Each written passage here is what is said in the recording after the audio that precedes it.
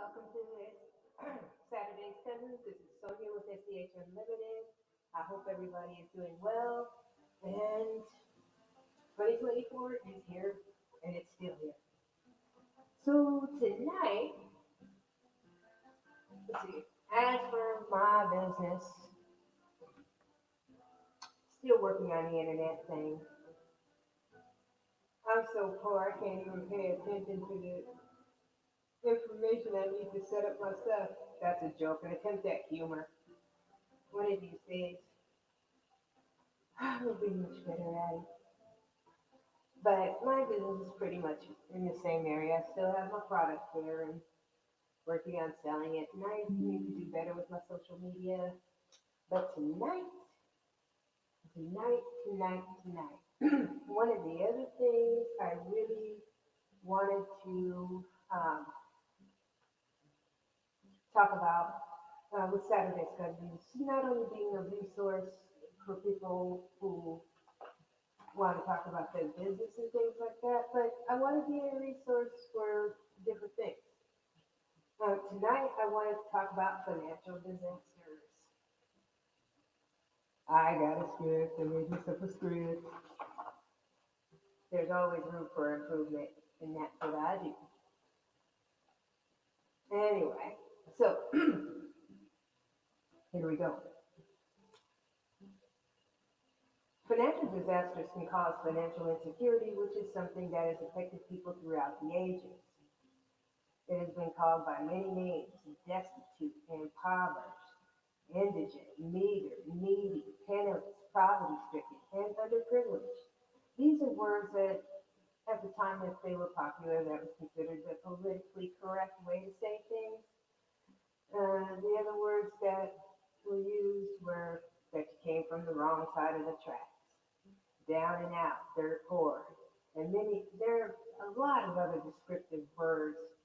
They all mean having little or no money, goods, or other means of support for oneself or family. Otherwise, what I like to call broke. Now, not all financial disasters have to lead to a lifetime of not being able to support yourself or your family. Financial disasters can happen at any time and caused by anything, which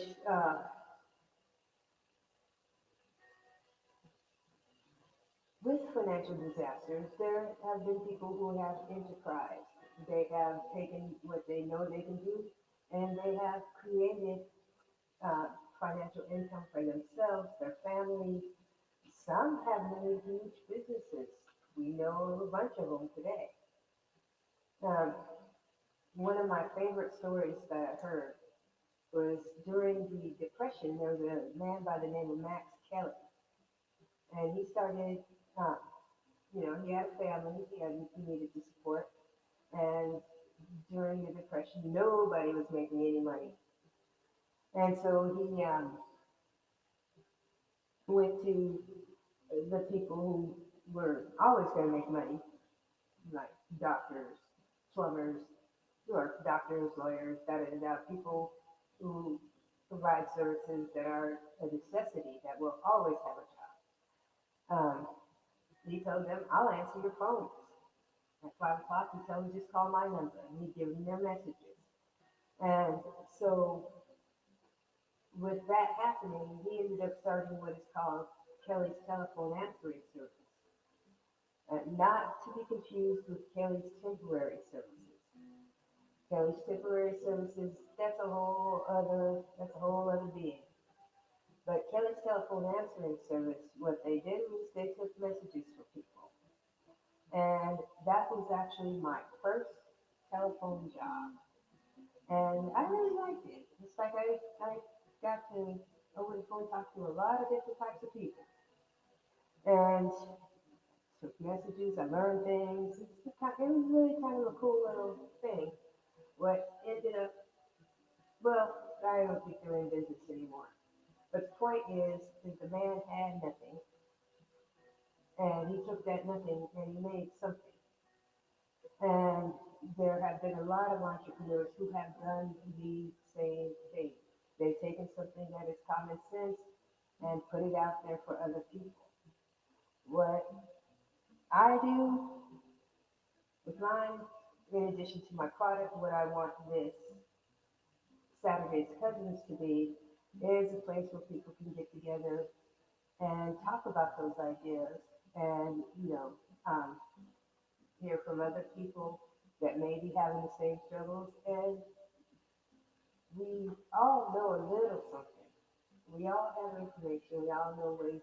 Just that's what I like it to be. But tonight, as I have no guest, um, I wanted to talk about financial disasters.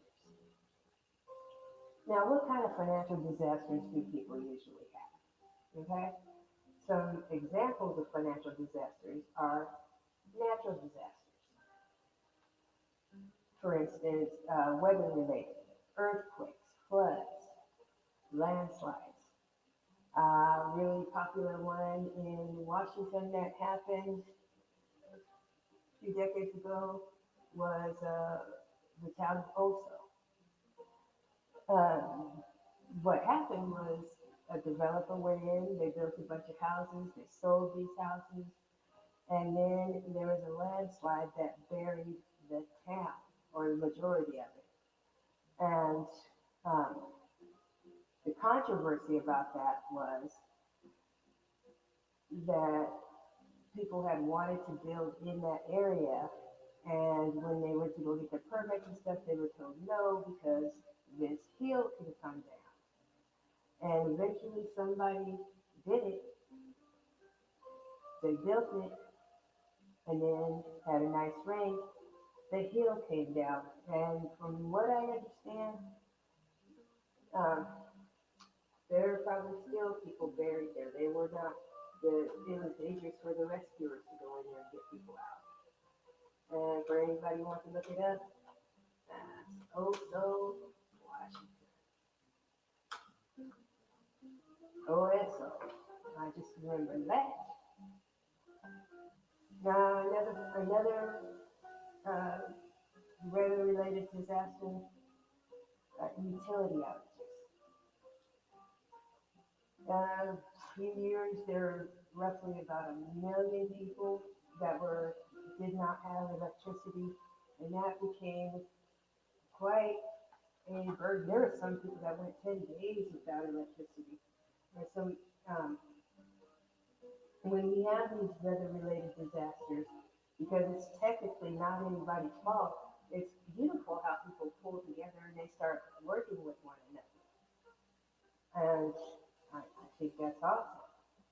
But there are other things that can cause financial disasters where it doesn't affect a whole group of people. For instance, illness, injury, or death of a family member. For instance, you could have a great job. Somebody in your family could be you, your spouse, your child can get cancer. Financially devastating because the, there's the cost for treatments, there's the cost of travel, and sometimes you have to travel to a different state to go get some help. Um, One thing that really bothered me at one point in time was while I was working with somebody on the telephone, uh, she had a very ill child, and the company I worked for, she, of course, had gotten behind in a bill, and the problem was that we could not discuss anything with anybody but her because her name was the only person on the account. And it was really hard because everybody in the family was worried about this child who may or may not make it. And, this, the treatment she was having, the lady had to go outside to give me permission to talk to her spouse. And um, I hope everything worked out all right. But at the same time, I had a job to do. I had to get that verification because I had to talk to the person who owned the account. But there are things that can happen. Somebody could get in a car accident. Um, and death can happen at any time. I mean, it's like you watching the news today, you see all the crazy stuff happening. Somebody gets fired, they go in and they go shoot people. You get the person who's mad because somebody won't date them, and so they're like, oh, I'll kill you and me both. And these things are very real and can happen and be financially devastating to anybody who's left behind. God forbid you be a single person.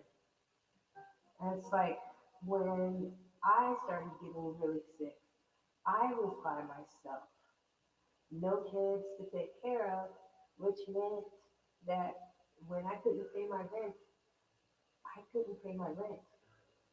And it's like, even though technically I shouldn't have been working, there was nobody else there to take care of me. So, it's a good idea to make a plan, have a little savings, and do something.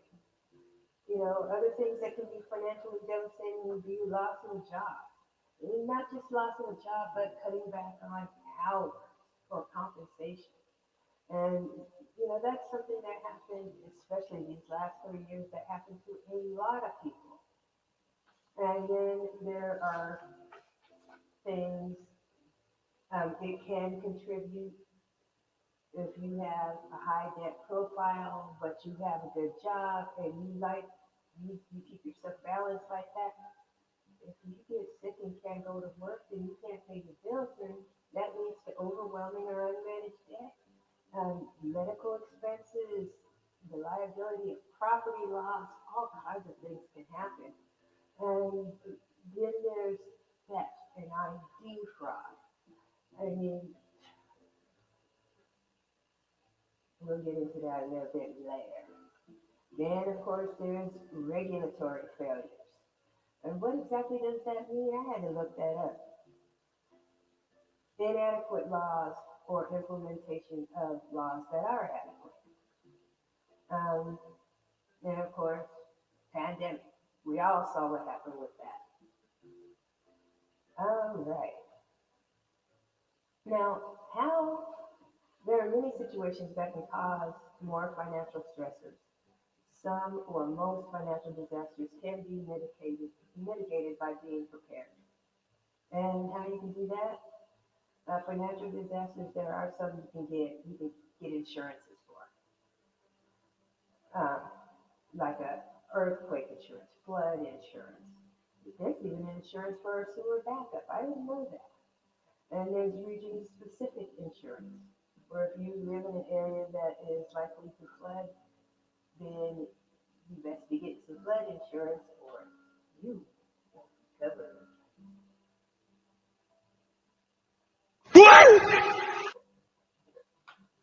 Still learning, folks. Move and improve. Anyway, um, but that's protecting your property. For illness, injury, death, it's like most people have their medical insurance through their work. There are people who pay for it themselves. There are people who get medical insurance from uh, state or federal fundages. There are people who get medical insurance through programs that they have a passion for, enjoy, and participate in. There's all kinds of ways to get insurance, but just because you have insurance doesn't mean you're fully protected. Most insurance, you have a deductible. You either have an amount that you need to pay before insurance kicks in to start helping you, or you have a certain percentage that you have to pay called a copay, or both. Sometimes you don't get covered until you spend $1,000, and then when you spend that $1,000, it's only covered at 50%. So, these are things that you always want to know what you're doing with what you have, you know, and if you don't have it, that's another reason why I got this Saturday's Cousins, because just because you don't have the answer doesn't mean somebody else doesn't have the answer. And, these days, especially these days, we need to work together. And okay, so here's a piece of advice, something that I learned. Okay, I have a medication that my insurance at the time I was given it was not covering. That medication, I got the notification from my insurance saying that they weren't going to cover it and they wanted to give me something else, which I didn't want to take because of I'd have to go to many more doctor's appointments. I have to have blood draws every week and stuff like that. And plus, I have to restrict my diet more and things like that. And that medication was $400 a month. And so I actually reached out to the people that make that medication and I let them know. I said, listen, I take your medication. I like your medication. My insurance won't cover it and I can't afford it. And so they gave it to me at the cost of $10 per month for a year. And within that year, my insurance contacted me and said, hey, we're going to start covering this. And so it's like we all have things that we go through and we should be able to depend on one another. You know, not depend. It's like you never know, the thing that you do every day might be something that's totally foreign to somebody else. And they might not think to do something else. And that's what this Saturday's Cousins is kind of about. And, you know, band together. Whatever what you don't know somebody does. I guarantee you that how you guys do it's nice to see. And so and there are also supplemental insurances that you can get, or supplemental products that you can get that will also help you pay for transportation, pay for the medications. There's a lot of stuff out there. There's a lot of stuff out there. It's a good idea to be able to check into. Um, one, one, okay, so I have a job. I have insurance, right? I had to go to the hospital. In addition to my hospital bill, I got two separate doctor's bills that were not covered under my insurance. Then I got some other bills. It's like you don't get like one straight bill from the hospital saying, hey, you were here from the 4th to the 7th, here you go, pay us, this is your portion, your insurance pays the rest. Uh-uh. I was like, hello, what is this? And well, I wasn't covered, so my bill is this. Well, I wasn't covered, so my bill is this. You know, these are the expenses. Thank God I was able to pay them. Thank goodness for that. But at the same time, these are expenses that maybe if I had been in the hospital longer, I may not have been able to pay. Um, Cross my heart, hope never to be in that position again. But and I didn't get hurt at work, so it was I couldn't get L&I. I wasn't in a car accident, so I couldn't get auto insurance, so I couldn't pay on the auto insurance. And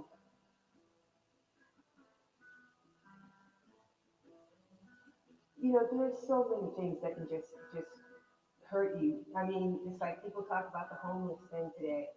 And, you know, I hear a lot of people saying, well, they're not trying hard enough, they're all space, time, and opportunity. Do you know that being homeless is one of the most expensive ways to live? I mean, granted, you know, you're either, hopefully you have a vehicle, but if you're not and you're living on the street, it's like, think about this. I'm going to use this one item, food. Now, I can go to the grocery store, I can buy some food, I can take that food home, I can put that food in my refrigerator. That food will be there for me later. If I did not have a refrigerator or a home, hey Paul, you're welcome. You're welcome. If I did not have a refrigerator or a home to put my food in, then that means I gotta get what I can eat that day. And sometimes, you know, I remember when I was young, um, my mother and I, we did go through sometimes living in a car. Thank God we had a car. But I can imagine being homeless today. And there are so many people that were, and it's not just, I think the reason why this homeless, it's crazy, but With all of this with the pandemic, it's like people who were two paychecks away from being homeless lost those two paychecks, and now they're out there. And it's scary. It is very scary. And, you know, I mean, it's scary. And I'm getting distracted again. Anyway, let me go back to my script. Okay, ID fraud or theft, that can really affect you negatively. There is, your house can be stolen. I mean, literally, your house. It's called deed theft. And um, that's been happening. I had a situation where I had one check stolen. And from that one check, I had about 5 years, 5 years of issues. It was a group that stole my check. There was a group of these people that worked together. They wrote checks at many different stores. They even got a car at an impound with one of my checks. I I did it. I did. I filed my police report. I can't remember why I didn't close that account and open another one. I'm thinking I may have had some auto payments or something like that that I just really didn't want to deal with. And so, anyway, um, what ended up happening is about 5 years down the road, I get a call telling me that they were going to sue me over this car that was gotten out of impound. And, I told them, I said, you need to, um, I talked to him for a while and I didn't want to get sued and I was scared because I felt bullied and intimidated. And so I went to the police department in that area and the officer told me point blank, he said, because of budget cuts, we're not doing anything with these kinds of crimes. I said, budget cuts? I said, yeah.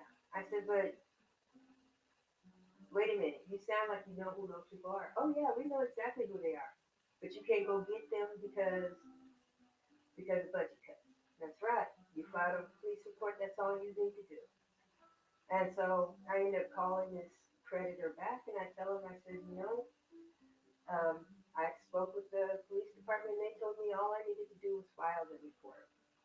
I give you the information and you need to deal with that. Now if you still want to sue me, you do that. But you make sure that I know about this court date because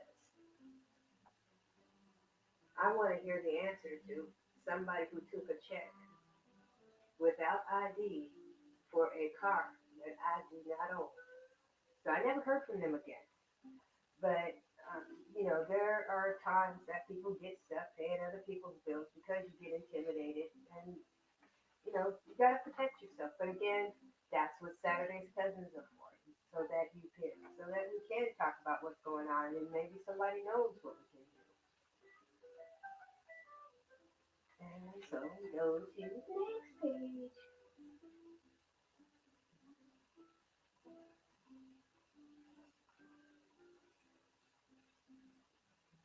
Okay. So even before COVID happened, there are a lot of safeguards that we expect companies to have to protect themselves from theft. And in my own personal opinion, I feel those have really started lacking. I feel like, and I don't think it's just the merchants that we go to that don't protect their stuff from being stolen. You know, I heard tell there's a store that they've had to call the police so many times for people stealing from them that the police will not show up to that store anymore. And I'm just like flabbergasted. I'm like, okay, everything's going crazy. And there was,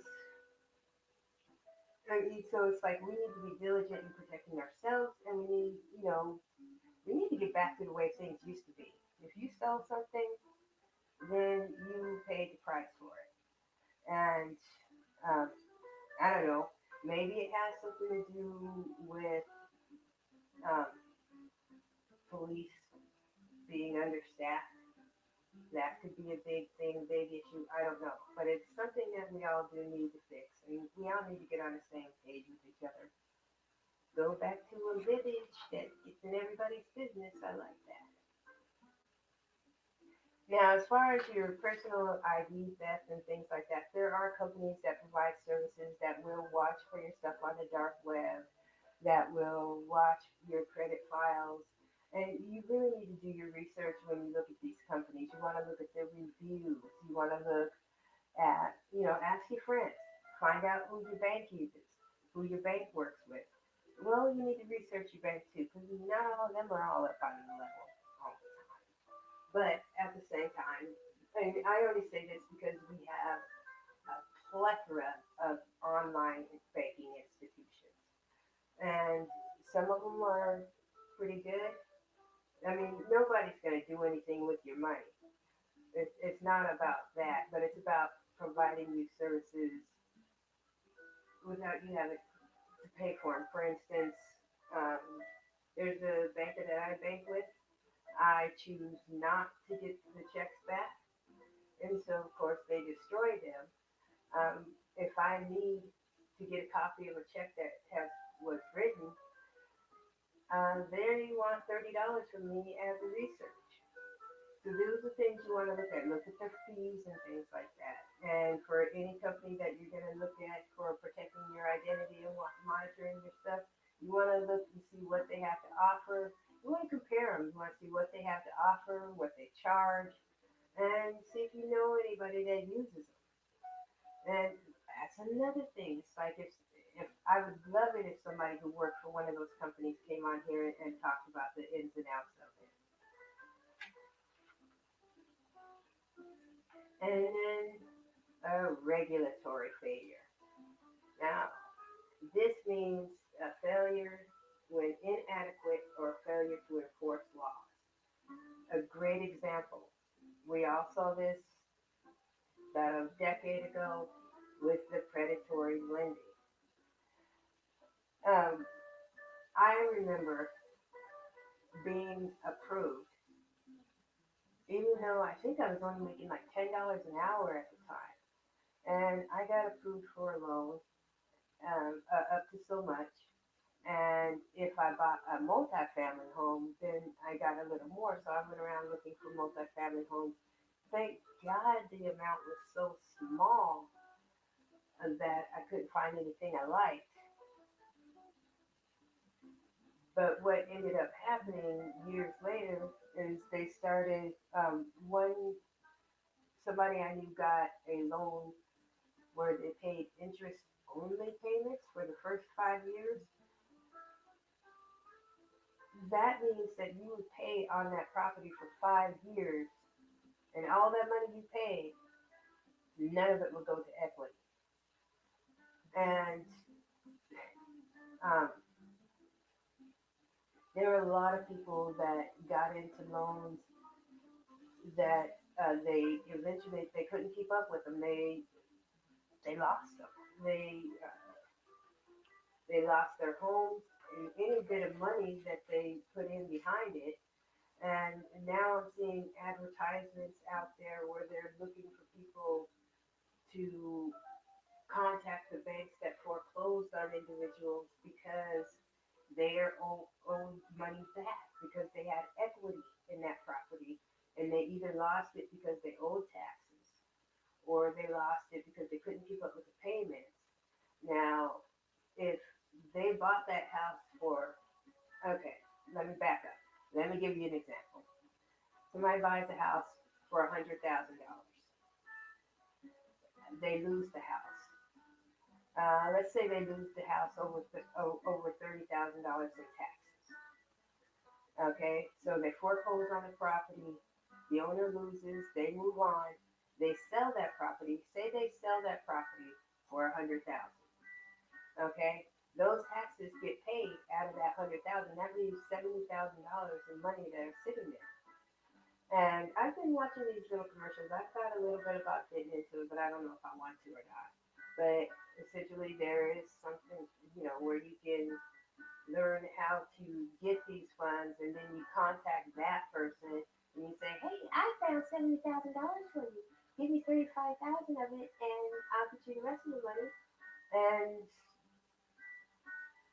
this kind of, I mean, people shouldn't have to do that. I mean, if you lose your home in foreclosure and they sell that home for more than what you owe, they should be sending you a check directly. But again, we're talking about inadequate or failure to enforce laws. Another financial disaster, which we all saw, was the coronavirus. This put business pretty much to a halt. People were quarantined. This was a loss of jobs. Uh, Businesses were closing. And it's like people had to restructure, had to pivot on a dime and restructure the way they did everything, going to school, all that stuff. Um, I felt bad for people who were traveling and got stuck in a quarantine. And if you only plan to spend $2,000, what do you think? They let you stay in that hotel for free? I don't know how they did that. Hopefully they had travel insurance. Oh, there's another insurance. Um, well, the year is now 2024. Hopefully things are going to be coming together, and it's still going to take some time. It's still going to take some time to catch up. So, what are things that you can do to mitigate your risk? An emergency fund. Now, I have heard that you should save between 3 and 6 months of salary. I've even heard up to a year. Okay, I don't have that kind of salary set aside, but I can tell you that after this pandemic, with the inflation, if I had, let's say I had 6 months of salary set aside just sitting there, with the inflation that's happening now, I would have been 42% behind the ball anyway, because those dollars wouldn't cover these dollars.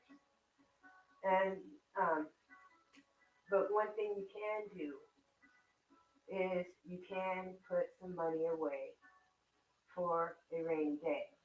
Now I may not have 6 months of money saved up, but I do have a little bit of money saved up. If I have a little emergency stash, I do have that. And also with that stash, you want to have an emergency plan. So the plan is, if you lose a job, what are you going to do? Usually, if you get another job, it's going to be 3 weeks or a month before you get a good paycheck. And that's assuming that you can get a job making the same wage that you were before. And especially if you become a displaced worker and you're elder, then you're a senior, um, that could be pretty hard because most places, they want somebody who's going to be there, stay there. And, with your emergency plan, one of the things that you want to do is say what if to yourself. What if I lose my job? What if I become sick? What if? And some of these questions you're not going to be able to answer immediately, but at the same time, these are topics I would love to talk about and have people here. I could have up to 10 people on stage, by the way, as I make a mess. But I can have up to 10 people on stage, and we can talk about this and talk about, okay, what are some ideas if you get sick and you're single? What are some ideas if if you can't afford your child care, and the child care that you can't afford, you found out, just got shut down because they lost their licenses.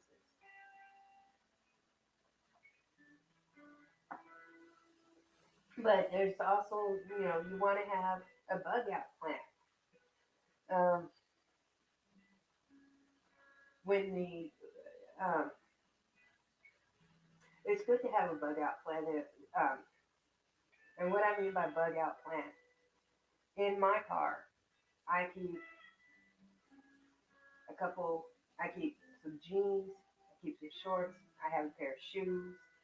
Of course, I have, a car emergency kit. Um, with an emergency kit, you don't want, you can go out and buy one of those in the store that has the flares and blah, blah, blah, blah. But the thing is about being comfortable during a situation. And when you're stuck and you can't do anything about it, so you want to have a blanket. You want to have something for entertainment. You want to have a battery pack for your phone. You want to have a way to charge your phone. You know, cars, usually they need gas. Nowadays, they can use electricity. Paul, Paul, Paul. Okay, let me see. For anybody who didn't show, I'm going to show it here. For an emergency kit, should I be buying a lot of ammunition or should I buy equipment to make my own ammunition? I would not say buy equipment to make your own ammunition because if you don't do it on a regular plate basis and you're not used to doing it, yeah, you can watch all the YouTube videos you want. But if you pack that thing wrong, it's gonna blow up on you. Okay? Okay. So, that's another thing you gotta think about is there's gonna be an upsurge of crime. And, you know, it's not the people with guns that have, concealed carry permits that bother me. It's the people who steal guns from people who don't know how to use them, who break into your house, and those are the ones who accidentally shoot people. Or they're always quick to show off their gun, and that's a very serious thing. It's protecting yourself from crime, home invasion robberies. Um, but to the emergency plan.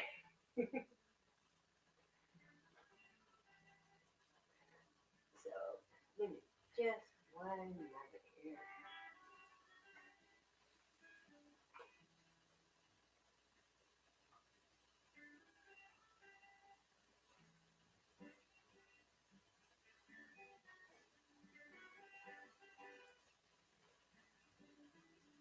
So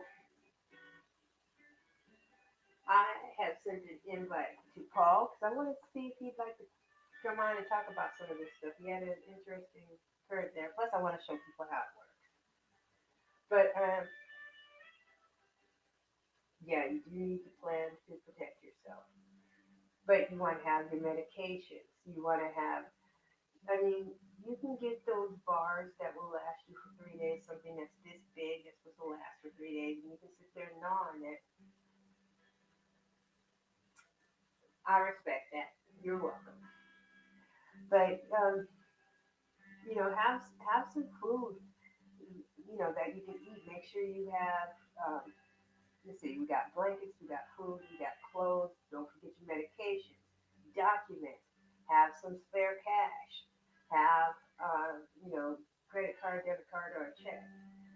I did. I was working at a financial institution um, when the Mastercard Visa, they kept all their stuff in one area, all their servers in one area, and there was a major flood in that area, and I think it was just for a day, but at the same time, it didn't matter if it was a credit card or a debit card, it did not work, and people were extremely bothered, and people about lost their minds. Um, During that same time, I believe that was the time frame right around the Y2K also. The Y2K, um, people were pulling out their money. And, I, this goes back to that regulatory failure. Um, my understanding is the Y2K, the code to shut off all computers was 999999. And so this Y2K was that all the computers were going to shut down because of this code. If that were the case, it would have shut down on September 9th of 1999, not New Year's Eve of 2000. But at the same time, people who were pouring out money. There was one account I saw a person made a deposit of $100, and the bank let her spend $3,000 on her debit card. Now, how they let her do that, I don't know. But those are things that did happen. That's a regulatory failure because if your bank wouldn't give you $3,000 credit before this crisis, why are they gonna give it to you after? But this is, yeah, food, med, clothes. If you're at a home, it's good to have a generator. Now, we bought a generator. Cool thing was when we had an outage, not only did we not have gas for the generator, but there were trees that went down on either side of our road, so we couldn't get to the gas to get gas to have a generator.